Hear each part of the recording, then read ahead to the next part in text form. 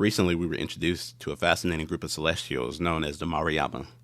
My curiosity about them had been piqued after reading about their significance in the Archimedes Engine book. It's important to note that the Mariyama operate on a unique level, and specific precautions should always be taken whenever they are present.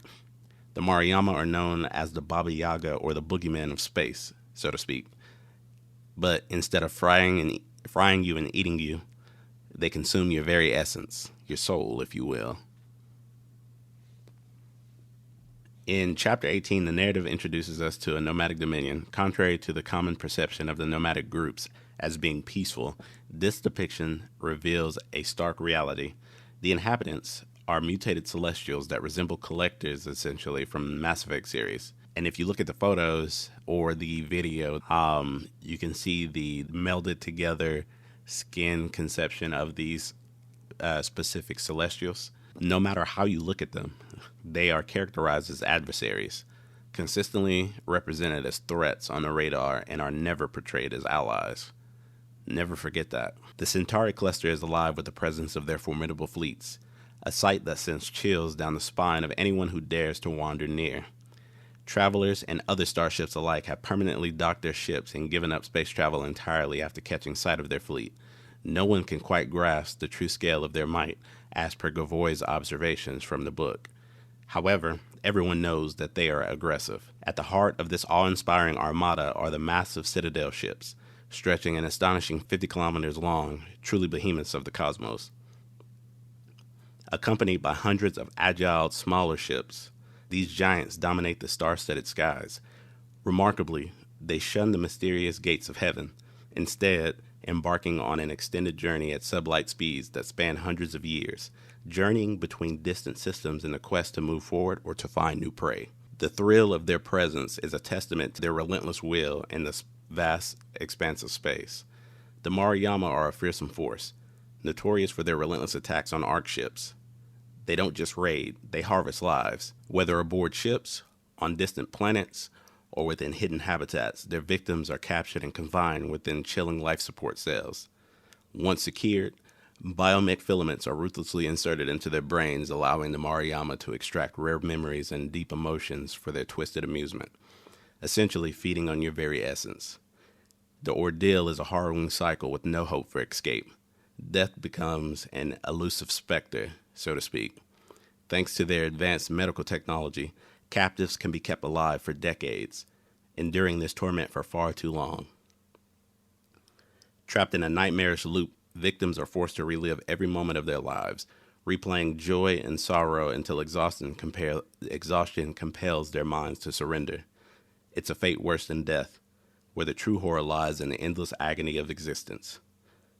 To this point, my personal opinion, I would prefer to fight necromorphs, xenomorphs, or even the Flood. At least then I'd have the option to fight to the death and not be strung up like some prized trophy. If you are out in the vastness of space and you see them, then likely they have seen you as well. Run. Do not engage, and if you do, you better hope that Asteria is on your side. The only way you can escape their fleet is to either be close enough to a gate of heaven to, unfortunately, self-delete, or to have an army at your back ready to genocide their entire civilization. There are no other options, and their tenacity is boundless. I know one thing, without a doubt. Whatever engagement happens with them in the tale of Exodus, it better not involve a crew member or a loved one. If it does, then they'd better start praying to whatever God they believe in, because they'll need all the protection they can get from me and my army when I go for them. No one lays a hand on my crew, my friends, or my family. They better prepare for a storm if they do. I truly believe that this game is going to be the game that science fiction, Mass Effect, or long-standing BioWare fans have truly been waiting for. With the immersion of all the detail that we have with what's on the website, Exodus Become the Traveler, or exodusthegame.com, or what's in the Archimedes Engine book, all the detail that's within the story of the book itself, and the fact that this game is assisted in writing by Peter F. Hamilton, I think this game is going to blow us away. I don't want to sound like a shill or sound like that this is the end all be all, because of course there's always something new around the horizon.